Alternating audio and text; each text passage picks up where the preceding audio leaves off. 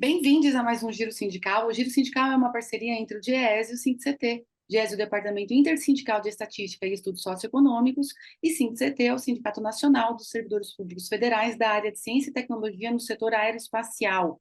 Hoje nós vamos falar sobre parte dos resultados que vêm sendo divulgados do censo. Censo esse que deveria ter acontecido em 2010, em 2020, aconteceu apenas em 2022 e agora os seus resultados vêm sendo divulgados. Chamou muita atenção um dado que é sobre o envelhecimento da população. E para falar sobre essa mudança do perfil populacional brasileiro e dos impactos que ela traz, nós vamos conversar com a diretora técnica adjunta do DIEESE, a Patrícia Pellatieri. Patrícia, bem-vinda mais uma vez a esse Giro Sindical. Obrigada por aceitar nosso convite.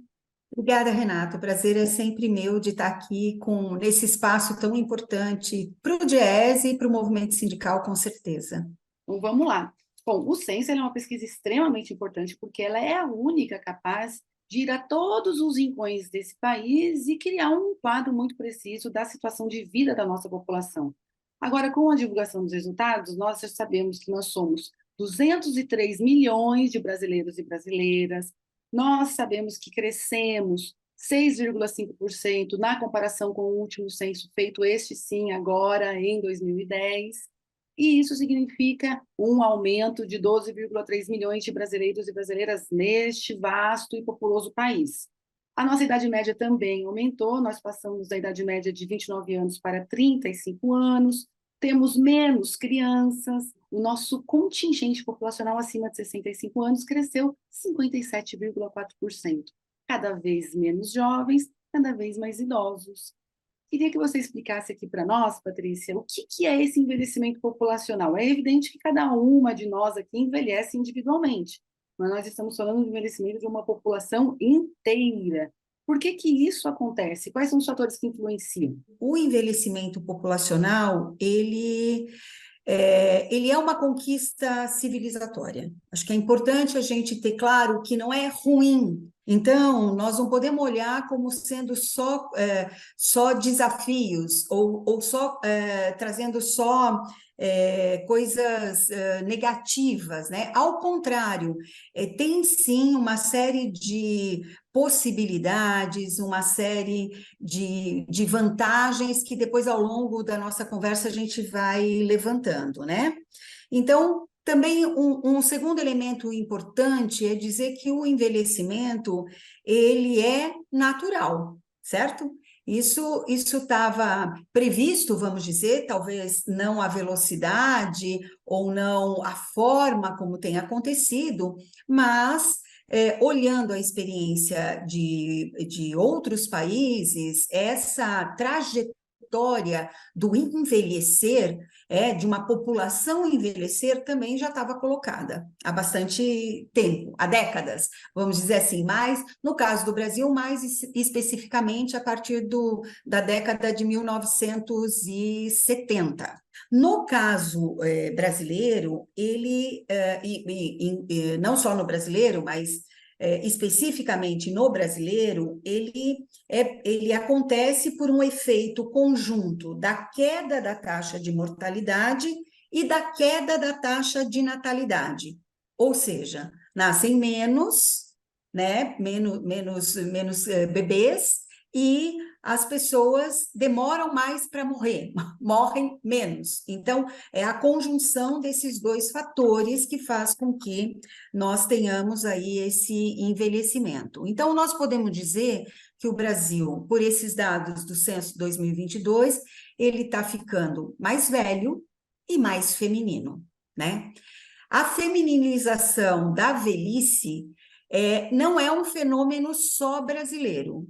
O Brasil, ele teve uma maioria de homens na população até a década de 1930. Em 1940, na década, nós empatamos mulheres e homens, e a partir de 1950, as mulheres ultrapassaram os homens, chegando agora, em 2022, uma diferença de 6 milhões de pessoas, né? Então, mulheres a mais que homens. Por isso que a gente diz que a velhice brasileira e a velhice mundial, mas a brasileira em especial, ela é muito feminina. Esse superávit de mulheres, no caso brasileiro, ele ocorre a partir do grupo de 25 da faixa etária, né? 25, 29 anos. Enquanto a média mundial, isso só acontece a partir do grupo etário de 50 a 54 anos.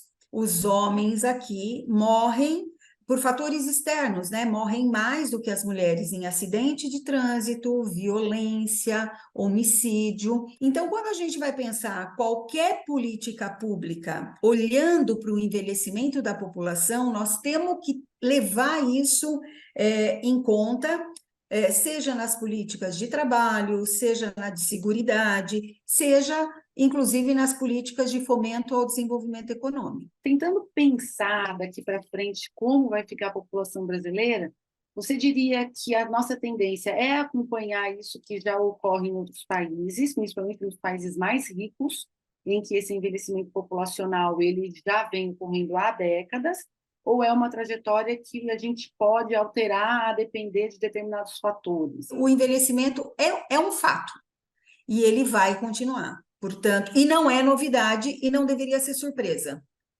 Então, portanto, ele não é uma tendência passageira. Como a gente lida com esse envelhecimento é que está em aberto, vamos dizer, né? Nenhum país do mundo avançou, como você citou aí, os países ricos. Então, do ponto de vista socioeconômico, de distribuição da riqueza, de melhoria de condições de vida, com uma manutenção de altas taxas de mortalidade e fecundidade. Portanto, olhando para os países ricos, essa transição demográfica, ela possibilitou, na verdade, uma melhoria das condições de vida. A gente pode olhar o envelhecimento como conquistas. Há estudos, inclusive vários, que comprovam que a transição ela foi fundamental para a elevação da renda per capita nesses países. O Giro Sindical volta já.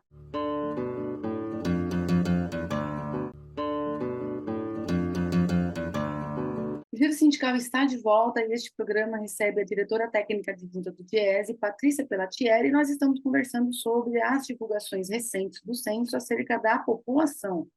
Patrícia, quando a gente fala em envelhecimento da população, tem dois termos que são muito frequentes, que são bônus demográfico e janela de oportunidades. Eu queria que você explicasse um pouco o que é cada um desses termos, e é muito comum que quando esses termos apareçam, eles apareçam associados à ideia de que há um risco do Brasil perder os benefícios desses dois itens. Bem, então, como eu disse, o envelhecimento no Brasil, ele começou lá no início da década de 1970, né? E prosseguiu nas décadas seguintes, culminando agora em 2022. Isso tudo em consonância com a queda da taxa de fecundidade. A diminuição de filhos diminui, portanto, as faixas de idade escolar e aumenta proporcionalmente os grupos etários em idade de trabalhar. Então, o que nós chamamos de bônus demográfico? É quando a população ativa, ou seja, aquela população que está em idade de trabalho, ela cresce mais rápido do que o total da população ou a redução do que nós chamamos de taxa de dependência. Ou seja, nós temos mais gente trabalhando do que ou jovens ou idosos que dependeriam desse trabalho, certo? Então, isso nós chamamos de bônus demográfico e no período que você está, nesse período da década de 1970 para frente, nós entramos no que chamamos de janela de oportunidades. Se a gente fosse fazer uma comparação assim com a janela, de fato, de uma casa, a gente estaria abrindo, nesse período, abrindo a janela para entrar mais luz. Ela estaria abrindo, então, cada vez entrando mais luz até chegar no ápice, Depois que ela chega no ápice, abriu totalmente, ela começa a fechar, né? Então, isso é que é janela de oportunidades. E a gente chama de janela de oportunidades, acho que é bom registrar isso, e o bônus demográfico como um período ideal para o crescimento econômico e a melhoria das condições de vida. É o momento onde uma população pode dar um salto em termos de renda. No Brasil, se a gente considerar a população em idade de trabalhar como de 15 a 64 anos, que é a regra mundial, vamos dizer assim, nós atingimos o auge do bônus demográfico em 2022. Nós temos ali 69,3% de população em idade de trabalhar. Então, o nosso auge, o escancarar da janela foi 2022. A partir daí, ela começa a fechar, certo? Se a gente considerar como a idade até 60 anos, que tem essa discussão sobre se a gente considera até 65 ou até 60, então aí o nosso auge do bônus demográfico foi em 2010. Mas, assim, mundialmente, é considerado até 60 a partir de 65 anos. Então, podemos dizer que a nossa janela está, neste momento, escancarada e começando a se fechar. Ela não fecha instantaneamente, certo? Acabou o bônus. Bom, fecha a janela, acabou a janela de oportunidades. Não, ela vai se reduzindo também gradativamente. Então, nós podemos considerar que a gente ainda está vivendo um bônus demográfico pelo menos mais 10 ou 15 anos. Por isso, é muito importante que, de fato, existam políticas públicas que consigam aproveitar o máximo dessa oportunidade. No Brasil, nós temos desperdiçado essa janela. Nós começamos a entrar no bônus demográfico lá na década de 1970, mas nós continuamos com uma renda per capita que é metade da renda per capita dos países desenvolvidos e com um IDH muito abaixo do que também tem esses países desenvolvidos, né? Então, a gente viveu, neste período, um processo de desindustrialização intensa, e nós sabemos que a questão da indústria ela é fundamental para o desenvolvimento, para as ocupações de melhor qualidade, de melhor renda. Nós tivemos queda significativa da renda do trabalho, nós tivemos uma precarização dos postos de trabalho de maneira geral, mas muito intensamente nas faixas mais jovens e nas faixas de maior idade, um baixo investimento em educação, porque nós temos um déficit de educação enorme, não estou falando de falta, mas nós estamos falando de analfabetismo funcional, que ainda é grande, e abandonamos nesse período, não todo ele, mas uma boa parte dele, ou fizemos muito pouco, um investimento em inovação e desenvolvimento tecnológico. Então, nós podemos dizer que, sim, nós desperdiçamos uma parte significativa do tempo da nossa janela de oportunidades, uma vez que nós temos uma população muito empobrecida e uma concentração de renda extremamente forte. E a gente também tem um mercado de trabalho com muita precariedade, muita informalidade e jovens que não conseguem nem estudar, nem trabalhar, sem emprego e sem trabalho. A experiência internacional, ela mostra que os países que alcançaram o desenvolvimento socioeconômico, eles tiveram o bem-estar e a distribuição da riqueza crescendo mais rápido do que o ritmo da mudança da estrutura etária. Ou seja, durante o bônus demográfico, antes da conclusão da transição demográfica, a questão da distribuição da riqueza, ela estava dada. No Brasil, ao contrário, o que nós temos é o aumento da renda per capita, e não estou nem falando aqui da concentração de renda, estou usando um indicador que é uma média, que é uma renda per capita, ele cresce em velocidade menor que o envelhecimento da população.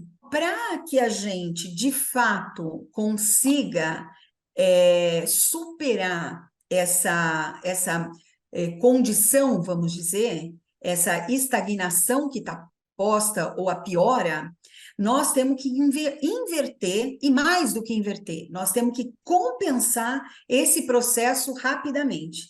A gente precisa dobrar a renda per capita, certo? Para chegar na média dos países ricos. E para isso nós temos que distribuir a riqueza, não vamos distribuir o que a gente crescer a partir de agora. Não, nós temos que distribuir o que está concentrado. Porque distribuir só o que a gente vai crescer agora não dá conta de compensar esse aumento de renda per capita que foi muito inferior ao aumento do envelhecimento da população, né? Temos aí a política de valorização do salário mínimo, que ela é um elemento importante, que ela teve o seu papel, ela foi retomada agora com o governo Lula, mas nós precisaríamos avançar, porque ela está propondo distribuir o que aumentar daqui para frente.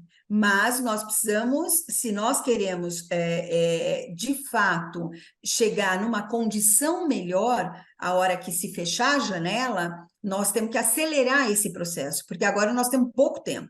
Talvez um instrumento mais potente para fazer isso pode ser a mudança na estrutura tributária, na reforma tributária.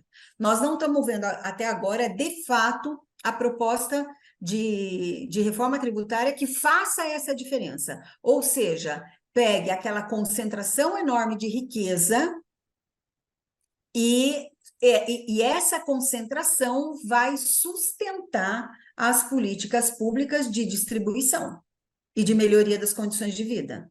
Além disso, é preciso ter uma intencionalidade na geração de emprego e renda, de considerar as enormes desigualdades regionais, de raça, de gênero, e precisamos urgentemente tratar da questão da qualidade da educação, né, da formação, e o investimento, e aí pensando no segundo bônus demográfico, que é o bônus da produtividade, nós precisamos investir em ciência e tecnologia, né? Em desenvolvimento tecnológico, porque isso também leva décadas para ter o resultado, né? Entre os países que estão em desenvolvimento, o Brasil é o único que corre o risco de não aproveitar, ou é um processo que é muito mais generalizado nesses países de renda média baixa, só para a gente se situar no mundo com relação a esse tema?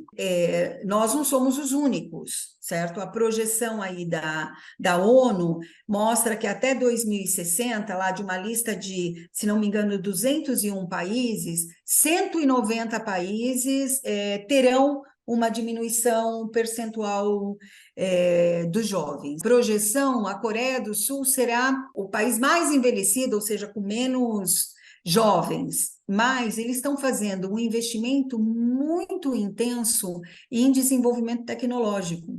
Então, a gente pode dizer que eles estão aproveitando aí, traçaram uma estratégia e estão aproveitando essa janela demográfica para dar salto, né? Pensando aí na questão do bônus, do segundo bônus demográfico, que é a questão da produtividade, né?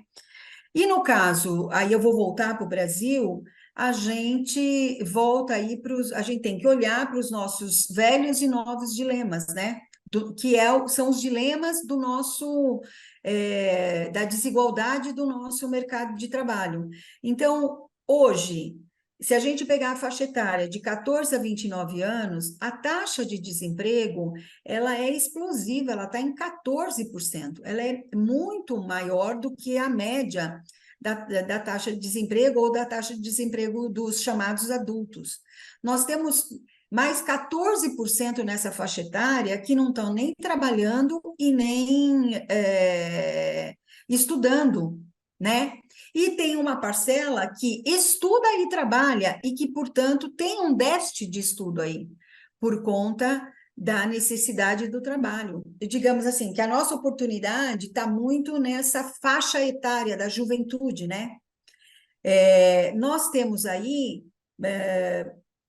pelo menos um quarto dessa população jovem trabalhando, que é informal, trabalha sem carteira assinada. Quase um quinto, somando, né? Você pega esse um quarto, então você pega lá 22% que são jovens que trabalham sem carteira assinada. Aí você soma mais 17% que são os chamados conta própria, que também não tem a proteção social. Então, o que é que nós estamos construindo, entende? Quando você olha para isso, você fala, bom, nós temos problema, podemos ter problema de sustentação de um sistema de seguridade, porque parcela significativa da nossa população em idade ativa está no mercado informal. E voltamos já já.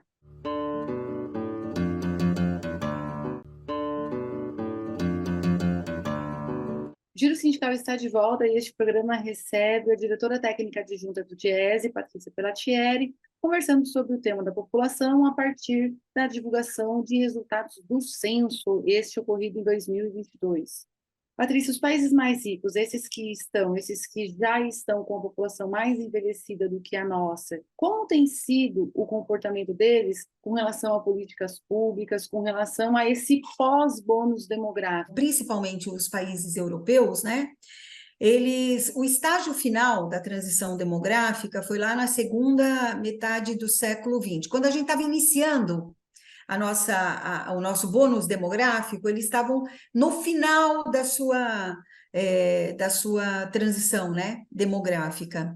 E aí, as questões de políticas públicas que são levantadas nesse momento para os formuladores, né, são políticas de saúde e prevenção, porque o envelhecimento traz também complicações na saúde que você pode estender, vamos dizer assim, se tiver políticas de prevenção. A questão da qualidade de vida é fundamental quando você discute envelhecimento, porque em que pese você possa aumentar a longevidade, precisa saber qual é a qualidade desse aumento da longevidade, né? As mulheres, por exemplo, que têm uma taxa de mortalidade menor do que os homens, né? Vivem mais do que os homens, há uma discussão sobre a qualidade desse delta aí de vida das mulheres, porque tem uma sobrecarga tão intensa ao longo da sua vida produtiva e reprodutiva, que esse bônus, vamos dizer assim, de vida, é um bônus questionável em termos de qualidade. Então, políticas de qualidade de vida, não só na velhice, mas ao longo da sua trajetória. Aí nós estamos falando, então, de um sistema de saúde, um sistema de seguridade social que dê conta disso ao longo da vida dos trabalhadores e trabalhadoras, né? Qual é o papel, como é que é a divisão entre as responsabilidades da família e o papel do Estado em termos de assistência nesse envelhecimento? Precisa ter um pacto social. Não é verdade que isso não caiba dentro das políticas públicas, né? Isso é uma questão de pacto social, é uma questão de escolha da onde você coloca o recurso que é público, né? Então, é perfeitamente possível você distribuir o recurso público para as necessidades da população, né? Então, acho que isso não está posto, não é possível dizer que o orçamento público não dê conta do envelhecimento da população, não é razoável isso, não é razoável dizer isso, né? Então, tem também a questão tem que se pensar a questão do que é a valorização dos idosos, né? O reconhecimento como trabalhador, que contribuiu, que pode continuar contribuindo. Então, esses países desenvolveram, né, políticas e programas de envelhecimento, o que a OMS, né, a Organização Mundial de Saúde, chama de envelhecimento ativo, né, que é valorização dessas capacidades em todas as faixas de idade, inclusive na velhice. Então, acho que é importante a gente dizer isso, né? As medidas de seguridade social, elas podem incluir, nesses países, elas podem incluir pensão para velhice, aposentadoria, fundos compensatórios de poupança, programa de seguro-deficiência, tratamento a longo prazo, tudo isso foi pensado. É bem verdade que a partir mais recentemente, várias dessas conquistas e políticas e programas pensados nesses países, eles foram reformulados, né? Houve reformas para pior, que também precarizaram aí parte dessa população, mas muitos estão revendo, inclusive, essa precarização. Então, também aí tem momentos da disputa, né, no próprio sistema capitalista, que levou à perda de condições que estavam dadas e que estavam conquistadas, né?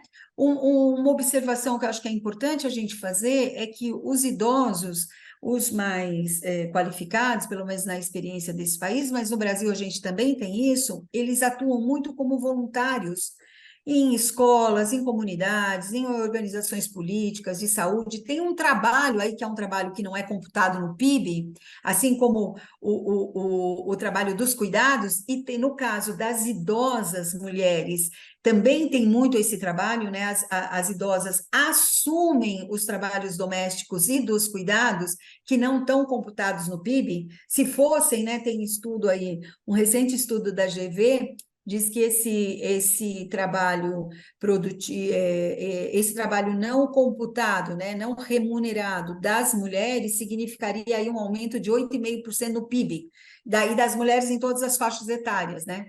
Então, acho que é importante a gente dizer isso, porque isso tem a ver com como é que se olha o idoso, né? É importante porque isso é cultural, isso faz diferença a hora que você pensa políticas públicas, né? O montante, então, do orçamento que é alocado para o sistema de seguridade, ele é uma escolha política e social. Então, não vem com essa história de que é matemático, que assim, então não dá.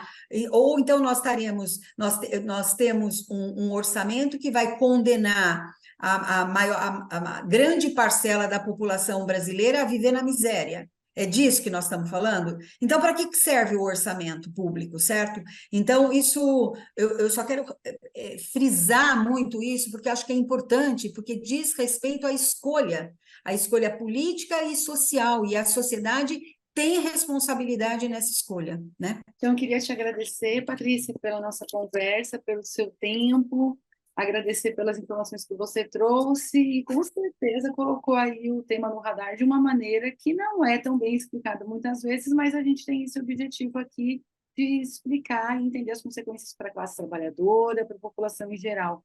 Obrigada, Renata.